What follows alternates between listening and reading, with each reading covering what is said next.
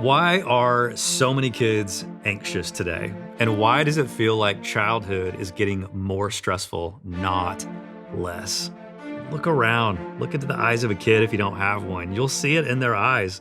We see it in their questions. We feel it in the pressure that they carry, pressure they shouldn't have to navigate so young. And yet it is there. They're growing up in a world that is louder, faster, and more overwhelming than anything that we ever experienced at their age. And as parents, we're trying to figure out how to guide them when we're often anxious ourselves. So how do we raise kids who feel safe, grounded, and resilient in a culture that constantly pulls them toward fear? And if you are a grown-up kid, how do you re-raise yourself in a culture that constantly feels like it's pulling you toward fear?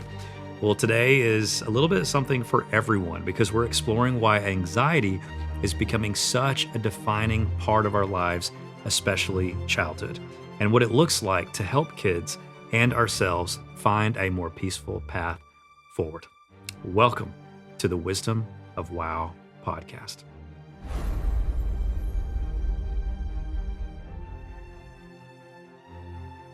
Welcome back to the Wisdom of Wow. I am pumped for this episode because we're asking some big questions about anxiety. And as always, I'm joined by Kate, who has all of the answers. I thought you were going to say all the anxiety. They both start with the letter A. Yes. I tried to surprise you and put you on the spot, but here's what I can tell you guys. I've been married for over 20 years to her. She indeed has all of the answers. When I am in doubt, I just go ask you, and you're like, let's pull up a chair, babe. Let me explain it to you. Yeah. Says every wife anywhere on the planet. They're like, yeah, just if you would just listen, things would be so much easier. No, not at all. I am notoriously that husband sometimes who you're just like, why is that a thing? And I'm like, well, I read a study one time or I saw this thing on Facebook where oh my gosh. I just go into try to regurgitate the last study that I found. The most recent article I read was. I know. I think it's it's tied back to some kind of childhood trauma from teachers calling on me on class and me never having the answer. And so now if anybody in our house asks a question, I've got to make sure that it's the right answer. Even if I have to make one up, I'm going to have an answer. I mean, how many people right now listening are like, I have anxiety just listening to y'all talk about anxiety. This is a real thing. It's a real thing. And the good news is that we are not here with the answers. As always, the really cool vision, I know I'm a bit biased, but the vision that I think is so cool about this podcast is we're trying to not show up with all the answers, but to show up and allow wonder and curiosity, that wonder in action, to lead us to asking the right questions. And then to leverage that curiosity to look at some of the stories that we tell ourselves about who we are, that we're telling each other, about who each other is, and hopefully in that process, find our way back to wisdom. As Socrates says, wisdom begins in wonder. And so it's just a really incredible tool for wonder. That is an incredible tool for discernment, deciphering what's true from what's not in those stories that we tell ourselves, and hopefully become more wise, which turns out is the primary currency of this new chapter of human history that we're stepping into called the imagination age. But if this is your first episode, that's the Cliff Notes. If this is not your first episode, you already know about that. We talk about that stuff everywhere. And so I thought a good place to kind of venture into this conversation around anxiety, especially as it relates to childhood, might just be with some of the ways that we have navigated this with our own kids. Yeah. And so question for you, is there a recent parenting moment that you would say where, and I have no idea what you're going to say here because we don't really prep for these episodes other than let's pick a topic and leverage the wisdom of wow. But what moment comes, because I know there are surely for both of us, what moment comes to mind for you first when you have helped a kid navigate a moment of anxiety and maybe they even surprised you with the level of resilience and tenacity that they brought to the table? Yeah. I remember sitting at a Jenny's, sitting outside eating ice cream. Jenny's ice cream. Jenny's ice cream. Bless it. It's so good. If you haven't had it, find it. We were sitting at a Jenny's ice cream it was right before school started. And, having conversations around what are you most excited about going into this school year? We're all just kind of sitting on this little bench right outside the store. And Everly kind of leans over and says, I don't really feel very good. And I was like, yeah, ice cream. Duh. Like, you've consumed like Yeah. 44 Interesting. I don't feel very good scoops either. of ice cream. And I'm like, yeah, duh. No, mommy, I really don't feel good. Yeah, yeah, yeah, yeah, yeah. You're fine. And then she's out cold Mhm. and she passes out. And in that moment, I mean, the anxiety I felt in that moment of what is happening to my child, this would happen 5 more times. Not that night, but 5 more times over the course of several months. And we actually learned after going to Vanderbilt Children's, they were amazing, did a whole bunch of scans of Everly. Everly had such severe anxiety that her body's response was out. I'm so anxious right now. I can't even cope with it. Out. We're going flat. And like when I think about that and I think about how small she was and just watching her navigate this and as a parent feeling so helpless Mhm. because one, how does an 8-year-old have so much anxiety? She's literally passing herself out. And two, how do I figure out where that source is and how do I fix it? Some of the anxiety might have been from me. And I remember a therapist kind of looking at me and going, hey, every time you get anxious around her because you can see it Mhm. happening or you're experiencing these things alongside of her, she absorbs all of that anxiety as her own. And I was like, great, that's not terrifying at all. That sucks. Okay, so note to self, shut it down, make your face not say everything. And in all of his years, she hasn't passed out in years because we worked really hard to help her feel safe enough to tell us Mhm.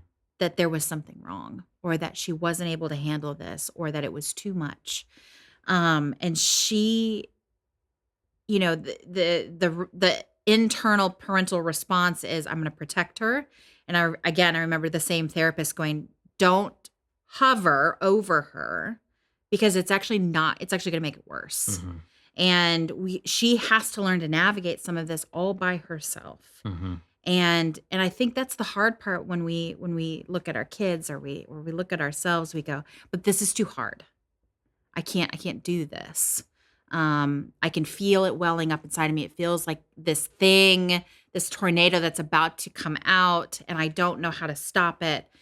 But if you really take a minute, and this was one of the skills we had to teach her, was literally you stop and you take some deep breaths and you think about what is true and what is not true. Yeah.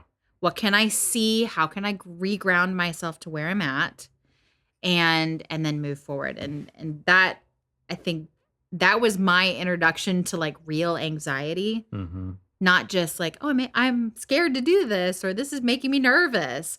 It was like real, tangible, terrifying anxiety.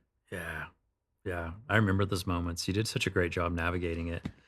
I think we both had moments of doing a good job and moments where we could have done a lot better at Mm-hmm. this. When I think about this topic, especially through the lens of parenting and childhood, because really that's what we're talking about is how anxious kids are these days during a chapter of their lives where they should be so much more carefree, right? So much more. I think so much of it goes back to some of my own struggles, some of my own broken narratives.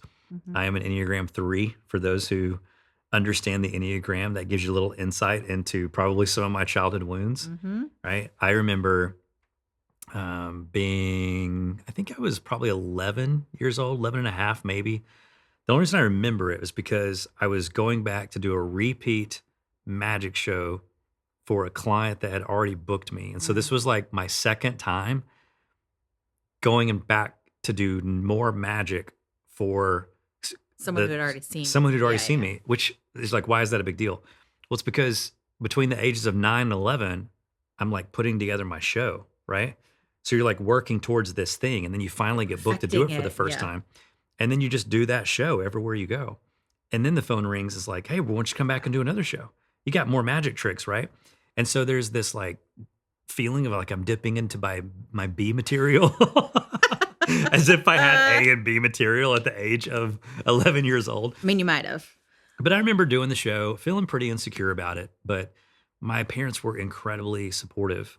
And that doesn't mean that they always knew how to show support. My dad, um, very obviously in hindsight, was like, I have no idea how my dad could have possibly shown me literal physical support based on what he had available to him any more than he did. And that's very obvious and evident in the story that I'm living now.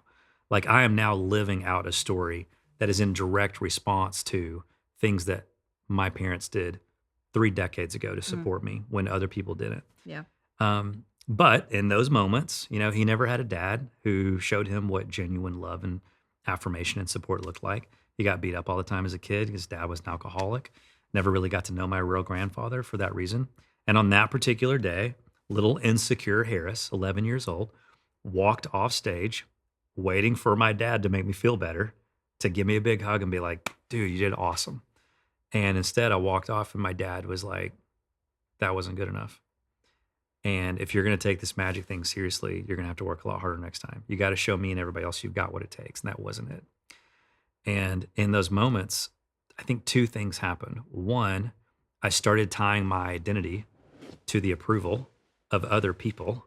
Right. And I decided from that moment forward, I was going to do whatever it took to make sure that that never happened again, because I never wanted to feel the shame and embarrassment of not measuring up for my dad. And so what does that have to do with me now as a dad to my kids? Everything. So much, right? Like That's fine. All the things we bring into poor children. Sorry, kids. Yeah. And so, gosh, I recognize I'm like so hard on my oldest son, Jude. And, there are times that I have recognized that I create anxiety in him where the conversations I have should be centered around him developing his own character to do the right thing because it's the right thing. And instead, very unintentionally, I am still responding to like broken narratives from my childhood where I'm trying to get him to do the right thing because it's a reflection of me and who I am. I literally thought about this just the other day. We were walking in somewhere. It was morning time. It was freezing in Nashville. He left his sweatshirt in the car. The kid, yes. The kid is allergic to cold. Literally. Literally he has allergic. a cold allergy. Yes, he will break out in real hives and clothes like and yet for fine. some reason like hates wearing a coat, sweatshirt, jacket, even if it's like 20 degrees out. He's like, I'm fine. We're walking from this car, which has a heater, to that building, which has a heater. I had to take it off in the car. Because I was I'm hot. just going to take it off when I'm there. I'm pretty sure I can walk this 20 feet to the door. And yet, but what does my brain do? My brain tells me a story. Oh my gosh, all these other parents are looking at you right now and they're judging you going, what kind of irresponsible parent is letting their kid be out in this 25-degree weather without a coat on right now? 100%. And so I unintentionally create anxiety with my expectations for my kids, not because it's unwise to encourage your kids to wear a coat outside, but the story that all those other parents aren't able to see was the real story of what's actually going on in his logical brain. And our parenting approach is often, blank around and find out. It's like, okay, you don't want to wear a coat? Don't wear a coat. Good luck. You're going to be totally spending cool. Eventually your days. you'll learn. Yes. And there's going to become a time where you're like, I think I'm just going to wear my coat, right?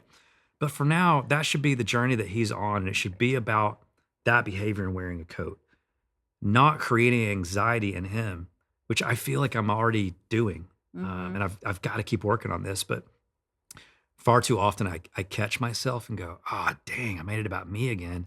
And then I see it in him. I see his wheels turning going, gosh, this is the weight of being 12 years old and like figuring out who you are going into middle school. And now I've got to like deal with my dad's junk from his childhood. Not that he has that. You're language. welcome. You're welcome. But like, I got to do this thing because apparently my dad's embarrassed because other people are looking at me and judging him. Like, that's weird. Well, we, full disclosure, we are children of the 80s and 90s. And so the common phrase, I don't know about your household, but mine was, how are you children of the 90s? Like, you keep getting younger and younger in these episodes. Said 80s and 90s. Leave me alone.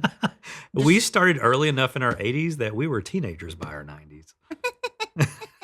You're so funny. Anyways, We are products of the 1980s, the 1900s, people. We are products of the 1900s. The last century. Yes, we are Oregon Trail kids. I don't know about you, but I heard a lot of because I said so. Cry Yes. about that, and we don't cry about that, or I'll give you something to cry about. Yep. It was constant fear of how, like you're saying, how I was a reflection of my parents. If you do that, what will people think of me? If you do that, what will people think of you? Get in line, stop rocking the boat, stop making a ruckus, stop being a kid, and just be what I want you to be.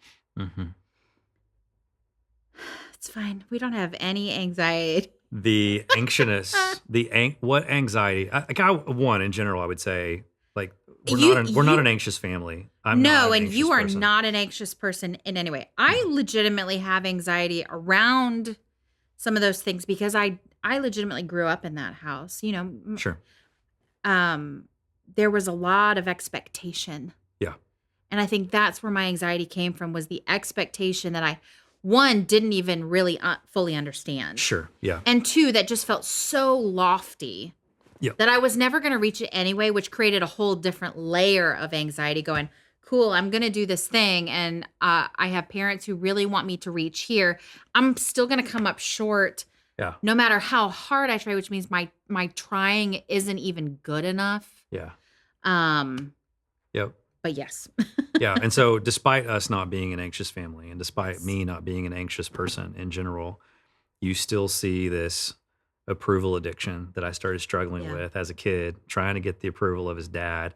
And now here I am trying to leverage my son's choices to help me maintain approval with people around me. Because when you live for the approval of others, it feels like you're dying from their rejection.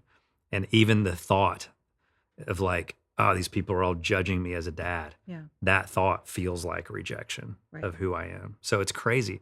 Kids today, like your kids, the kids around you, they're not growing up in an environment that their brains were designed for. Like Jude doesn't have the blueprint of my childhood. His brain isn't designed for that.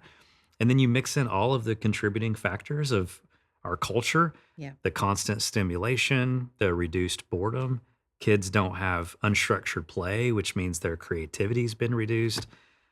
All of the overscheduling, the academic, the extracurricular pressure, the social comparison. We talked in the last episode or episode before that about, gosh, I guess it was a few episodes ago, about the social comparison at school at an early age with our middle daughter. Yeah. It's just happening younger and younger and younger. Guys, it's got to stop. It's got to stop. Research shows that anxiety rates have doubled just in the last 20 years alone. All because when we're little kids and our brain is still developing, it becomes less plastic, is what scientists call it, which is a weird word to me, but like neuroplasticity. Basically, it becomes less flexible when it's exposed to stress. And those moments where I'm overbearing on my son, kids can have a tendency to interpret adult anxiety as evidence that the world's not safe.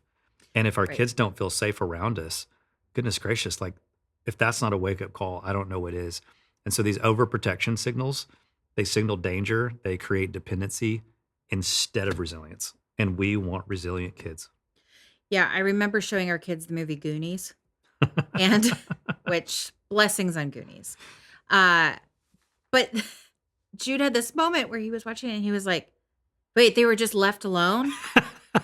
Wait, they just went somewhere and just decided, and they were gone for hours. They were gone overnight, and like nobody's out, like no mother is out there panicking, like all of these things. And I think there's been a lot of shows that have come out in the last, decade or so that feel very reminiscent of our childhood. You went out in the morning, we weren't allowed to come back inside. We drank out of the hose. We didn't, most people our parents never knew where we were. Yeah. And we didn't have phones or air tags or all of these fancy devices kind of helping us. And I think it did something to our generation where we're like, well, if we're going to ford the river and make it across to the Oregon Trail, we have to be resilient. And we have worked overtime, which I think is what made Everly's episode so shocking to me, where we worked so hard to give them the space to be themselves, to encourage the boredom, to encourage the creative things and go, I'm going to try my hardest not to project all of my own Yep. things onto you. And you get to just show up as yourself. You don't have to be perfect. You don't have to have all of the things that society is going to tell you that you need. And then to watch her still feel it Yeah. is proof that it's not just on us. It's on everything. It's systemic. Yes. Yeah, it's in our culture. And it is going to require us turning the world inside out to make a real tangible change. I remember someone saying once that we hear it, well, my contribution is just a drop in the bucket. A lot of drops can fill a bucket. Yeah. Which means that every single one of you has a drop that you can add to the bucket. Every single one of you has this thing that you can go, not anymore. Yeah. Put it over here. And over time, that bucket will fill. And it may not be our kids' generation. It may be their kids' generation that finally gets some relief. I don't know. I'm skeptical, but we as parents need to stop making it about us. Mm-hmm. It is about them. It's about what they need. Our kids are not necessarily a reflection of who we are. They are a reflection of who they are. And the unique gifts, talents, and abilities that have been bestowed upon them so that they can be the best versions of themselves to change the world. 100%. Yeah, 100%. And we keep trying to control it and guide it and do all of these things. And sometimes we just need to let it go. Mm-hmm. Yeah. In the words of Elsa, let it go. Let it go. Let it go. I'm not going to sing. Let it go. Let it go. You don't want to sing. These mics are too high quality. Here's what I would add to this. I'm not really adding. It's just a reflection of what we're talking about. And that is, you have to recognize that if you're a parent of kids, if you are around other kids, if you were once a kid, so I'm pretty sure this is all of us, the truth is, like, when we're kids and when your kids are still kids right now, we carry some of this stuff silently. And the reason why is not because, like, they're too scared to open up. Sometimes it's like, we don't even have the language to be able to name it, right? Like, my son can't navigate the complexity of managing his own perception of others on top of the layer of managing other people's perception of his dad, all in the context of his relationship with me. That's too complex. They don't have the language for that. And forgive yourself. You didn't have the language for that when you were a kid, right? Like, when I walked off stage and heard my dad say that wasn't enough, he wasn't saying you're not enough. He wasn't saying, like, I don't love you. But my little 11-year-old brain didn't have the wisdom to make sense and practically, accurately interpret what was going on. And so if you're unsure whether you're helping or hurting, or if this is, just recognize sometimes you just have to see the reality that they don't have language. There's a story that's unfolding there. And then sometimes we have to get out of the therapy language. Kids don't have that. No. We all now have it because we have Instagram. And so you can, I can be an armchair or what's that called? Armchair expert, psychologist. Yes, I'm an armchair therapist. But sometimes we're just accidentally making things worse, and you got to get it back into story language, into plain language to unlock a kid's brain so they can actually talk about what they're feeling. And then recognize that sometimes this actually isn't coming from us. You mentioned that. Sometimes I'm very much contributing to it. Guilty as charged. I'm the problem. However, this also exists in the culture. Like, cultural narratives fuel these lies, like, be perfect. Kids are hearing that. It's not just you as an adult that's struggling with perfection. Our kids are struggling with perfection. Our kids are struggling with the pressure to not fall behind because we have an education system that is designed off of, in my frank opinion, some stuff that just isn't effective anymore. And so these kids are expected to meet a certain standard, and they just may not be ready for that.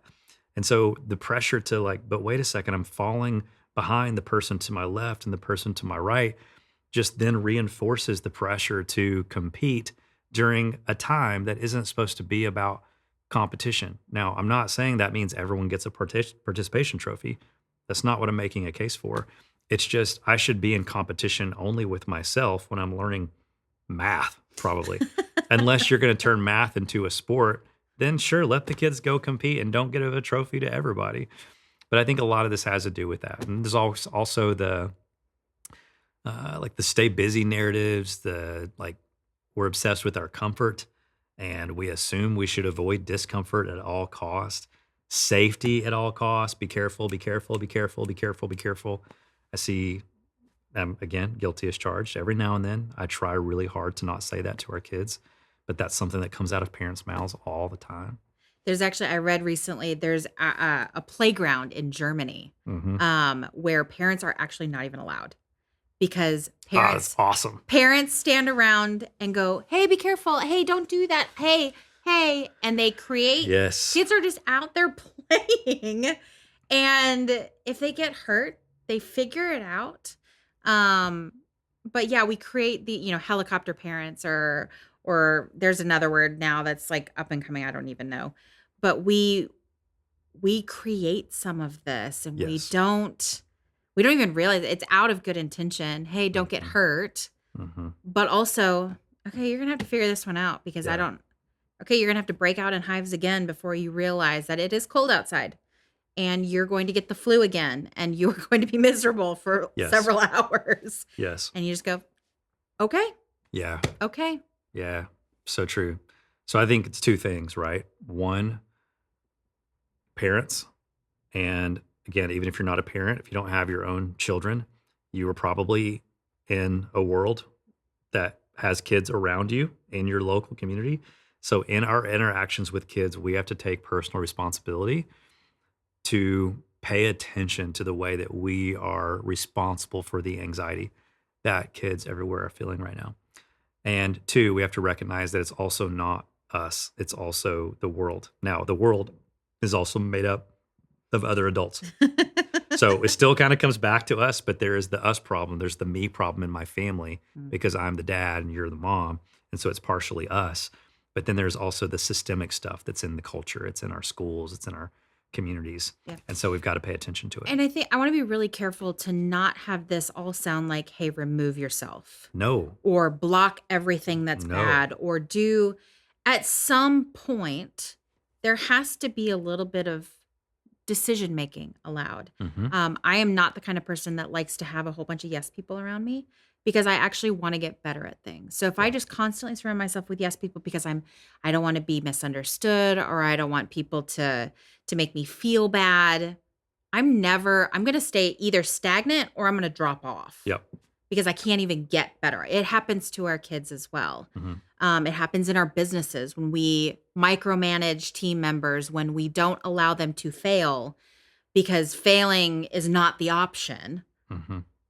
No one gets the opportunity to both learn and fill their toolkit with what learning teaches them. And so this isn't even just, we're talking about kids here, but this could be applied if you are a leader of teams. In the same way, don't put your own projections onto your team members or don't apply previous poor team members to be layered on top of team members who have just joined and go, well, all the other people who came before you were terrible. That creates a culture. That's the culture piece. Yeah. That I think we're talking about. So, yeah. So how do we find wisdom? Well, wisdom begins in wonder, which means that wonder, as always, is one of the antidotes to anxiety. We don't put those two things together, but it's true. Wonder is an antidote to anxiety, both from a neurological perspective, based on the science of what's going on in our brain, and from a narrative perspective, because we're story creatures. So anxiety, again, most of the time is misused imagination. I always said that worry is a misuse of imagination, and the inspiration behind that's a line that I wrote in the Wonder Switch.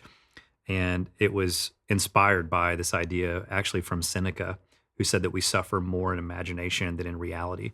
But Seth Godin not always, he once said, maybe he says it every day. I don't know. I don't get to hang out with him as often as I would like. But Seth once said that anxiety is practicing failure in advance. And so our imagination, when we tend to lose that sense of wonder that keeps our imagination productive and on the hopeful, beautiful side of creativity. All the creative energy consumes our imagination by orientating it toward anxiety, essentially catastrophizing to make sure that we're trying to stay safe. And we need to get our imagination back to work on possibility rather than threat. And so, if that's wisdom, if wisdom by way of wonder gives us the ability to discern, okay, am I practicing failure in advance right now? Am I misusing my imagination on worry and anxiety? Then what's the truth? The truth is, it's okay. Kids don't need a perfect environment. And they are never going to have a perfect parent unless you guys know something we don't know. I don't know that any of us are ever going to succeed at being a perfect parent. Your kids don't need a perfect environment. They need a spacious one. They just Yes. need room for wonder to breathe so that they too, like we're trying to do here, can grow wise. Yeah. Set the fence posts and then give them a whole lot of freedom inside those fence posts. Yes. I heard somebody say that once and I was like, that is so brilliant because you're stating where the boundary lines are. Mm-hmm. But then hey, if we stay inside these boundaries, anything's possible. Yes. You can literally do anything. You can jump on the trampoline, you can run around in the grass, you can play with the dog, you can throw a ball. But we got to 100%. stay inside these fence posts because what's out there doesn't Yes. belong in here. Yes. Our kids need space Yeah. to explore Stop and hovering. fail. They need space to get back up and dust themselves off and try again. They need space to tell the truth. We, as parents, need to be able to create the space for them to tell the truth. And ultimately, that should give us all a little bit of clarity and peace of mind because while it sucks that we can't completely eliminate anxiety, we really can play the role of story interpreters. We can help our kids interpret their anxiety differently and steward their imagination back towards something that is hopeful and optimistic. But that requires us to stay curious ourselves because when we're curious instead of reactive, our kids watch our behavior, they watch our example, and they learn how to do the same. The story a child believes about themselves is way more powerful than any fear they experience. And so we have to do what we can to influence that story, to speak a story that is true, to speak a story that is wise, so that you can have the peace of mind that you don't have to do everything. You just have to stay a part of the story that they are carrying around with them.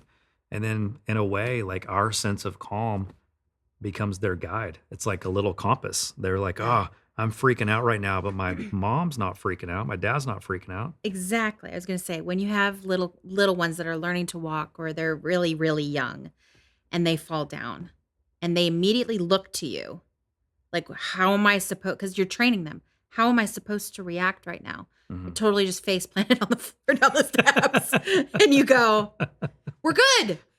We're good." I mean, yay! You did it. And you can see this like peace in their heads. It's like, but I'm hurt, but you're good, and I guess I'm good. I mean, it's that same mentality. Like they are looking to us as a guide to go, how do I react in this moment? And if we panic, they panic. If Yes. we kind of laugh and cheer, they're like, okay, there's something else here that I also need to find because it's still there. Anytime you have that opportunity to show up as that person that just goes, we'll talk about this later and we'll figure it out. But Yeah. like, let's just find the way to get back up again. Yeah. Yeah. Just space, create space. Space. Yeah. So I think if you're trying to leverage the wisdom of wow, whether it's a kid around you or one of your kids, I think you can do that by doing the same way we're here. Ask the question. Here's a question that you can ask your kid. Just sit down with them or while you're driving in the car and just say, hey, what's something that you've been feeling lately that you feel like you don't have words yet? Or tell me a story of something that happened lately that has made you feel yucky, right? And you might be amazed that even if they can't find the therapy language or the psychology language to properly assess what they were actually experiencing, they may not even have the word anxiety or anxious, but they can tell a story of something that happened, and that might open a door to some feelings and an amazing conversation that might be a door that they wouldn't have been able to open themselves. So recognize that you're doing a good job, mom, you're doing a good job, dad, You're not failing. It's just that this stuff is hard. And so whether you have kids or you care about kids, remember, anxiety is natural. It is a misuse of imagination, but everything in the world around us is trying to hijack our imagination to get it focused. And in some ways, we are biologically hardwired to focus on the threat instead of the possibility. So the presence of anxiety, that doesn't mean that something's wrong with you or your kid. It just means you're human and we're all on some sort of growth journey. But the cool thing about wonder is it slows the world down, hopefully just long enough that wisdom kicks in, and then you allow that wisdom to be your guide. All of a sudden, you're more fully present, which allows you to leverage the discernment that wisdom gives you. And that can be a really cool thing. All right. As always, before we wrap this one up, any brief final thoughts?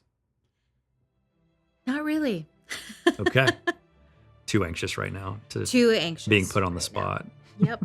What story are you telling yourself? Shut up. What story are you telling yourself about yourself? And if you're telling yourself a story about who we are, we would love to hear some of that story. Okay, maybe not the story of who we are, but the story of how hopefully some of our stories are intersecting with yours. If you've got any thoughts or a topic that you would love for us to explore here on the Wisdom Wow podcast, we'd love to hear from you. And if you're like, hey, I've got no notes, but keep going, I'm loving this, we would love for you to tell others that you're loving it so they can discover this podcast, so we get to hang out with more people. Yes. Hopefully which we're would be growing so an fun. awesome community here where we're exploring some of life's big questions and topics that are affecting us all from time to time. And so leave those ratings, like, subscribe, leave a review. It helps us accomplish that. This podcast was totally free. It didn't cost you anything to listen to it.